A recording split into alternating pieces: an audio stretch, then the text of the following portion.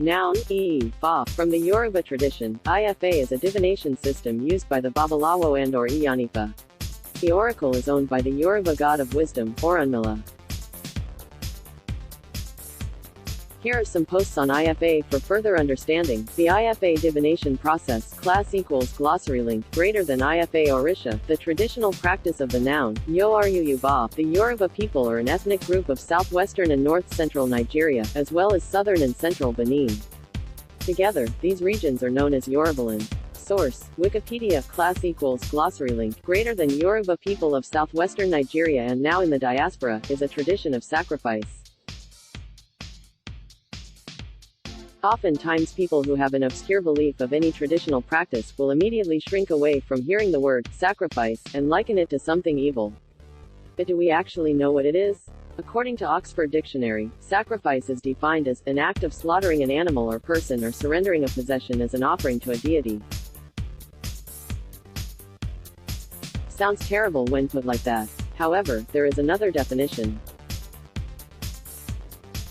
It is for the same word, but more everyday language rather than something spiritual, an act of giving up something valued for the sake of something else regarded as more important or worthy. Now, let's start with everyday sacrifice, meaning having nothing to do with religion or spiritual practice.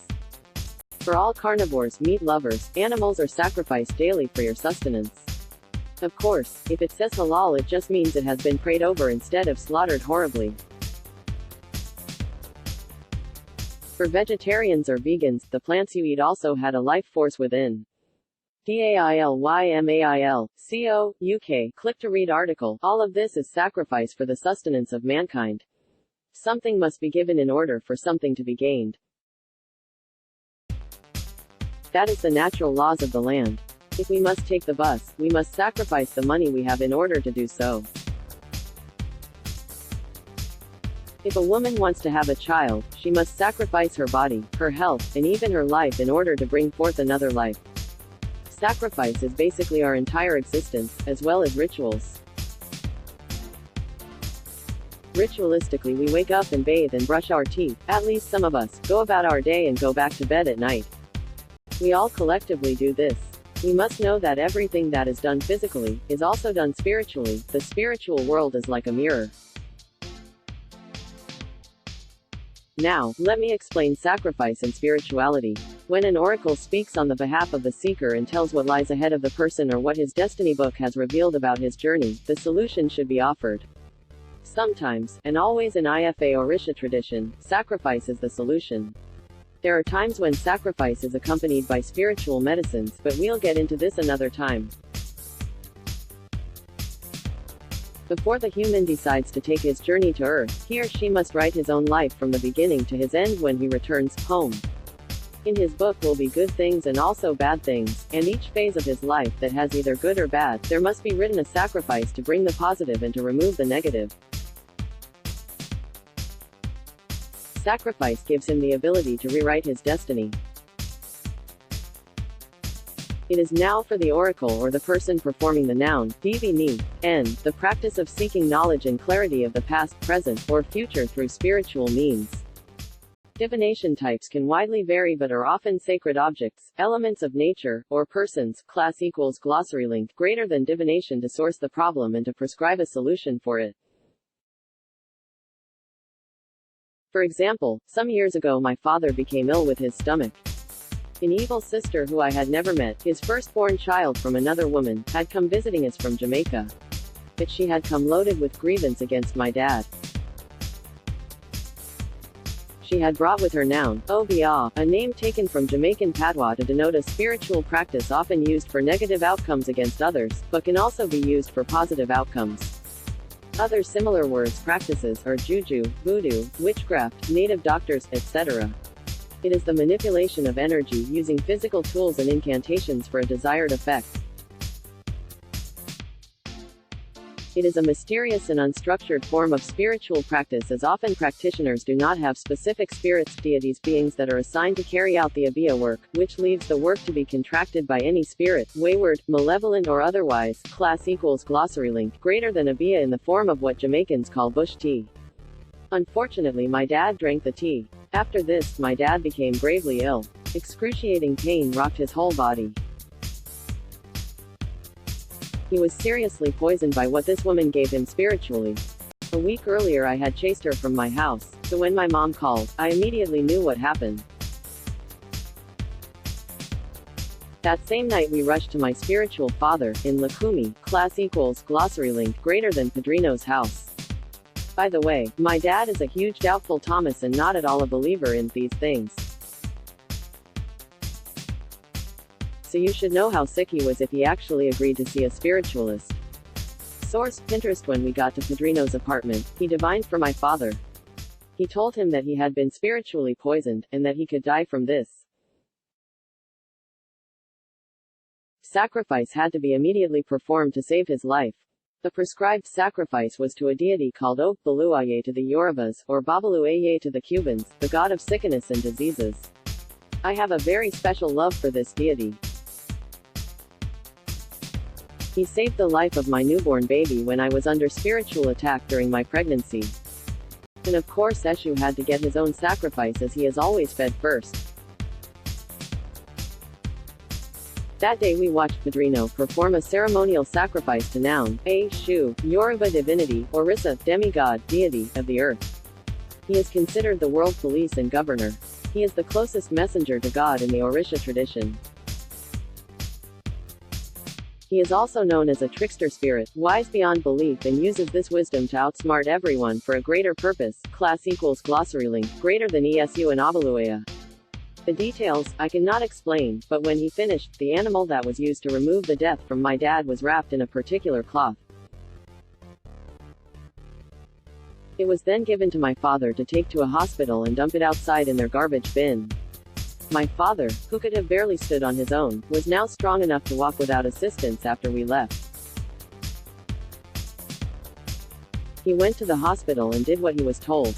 Since then, my father, a strict non-believer in spirituality, became an admirer of my Padrino and still speaks of him to this day for saving his life. Now I want to explain to you exactly how sacrifice works. But first I must tell you, because that particular sacrifice was to remove death, the animal could not be eaten. But most often when sacrifices are done with an animal, it is shared and consumed by the community afterwards. Sacrifice works this way. During the divination, when the problem is revealed, it will be indicated of the deity who will assist the person in removing a problem or bringing forth positivity.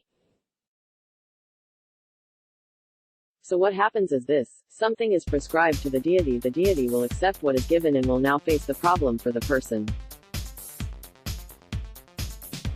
While the deity faces the problem has been now removed, erased, scrubbed away, from the person's life spiritually and therefore physically.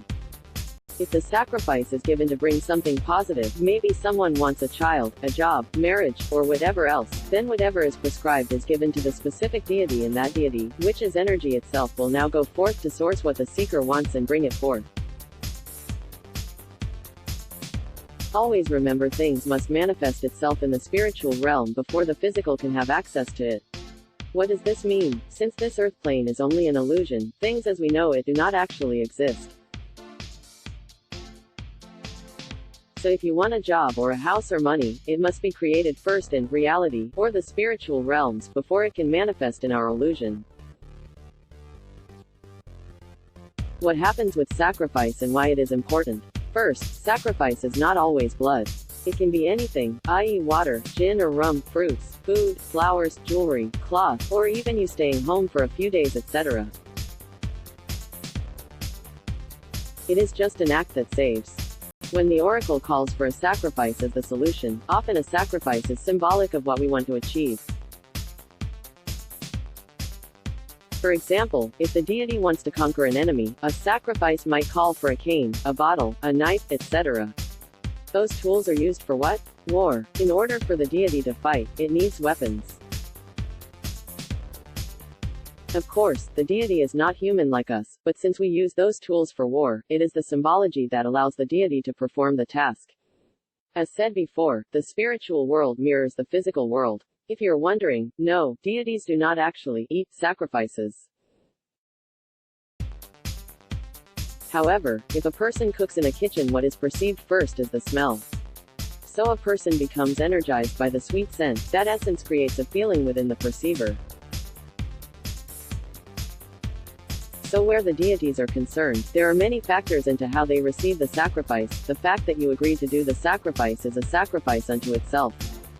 This shows faith which assists in your work to bring forth whatever it is we are trying to achieve with this sacrifice. Both you and the deity work together to make it happen. All of this is through energy. It is balance between the physical and the spiritual. You contribute your energy through faith and through physical sacrifice, i.e. payment. They contribute by using your contributed energy to assist in assisting you. Your energy is like fuel to allow them to work. Why do we do blood sacrifices? Blood equals life. As I mentioned above, before anything can manifest in the physical, it must first be created in the spiritual. However, in order to move something from one place to another, it needs fuel. Fuel, in the spiritual sense, is energy. When something takes blood sacrifice, then whatever needs to be brought into the physical world will need a fair amount of fuel to do so. Since blood equals life, blood is extremely powerful in its energy, can achieve a result faster, and has the power to give life to anything. In short, the blood energizes the deity to perform the task quickly. The blood is the moving force of everything. When the animal is eaten after sacrifice, the deity receives more light in the spiritual realms for allowing a community to eat.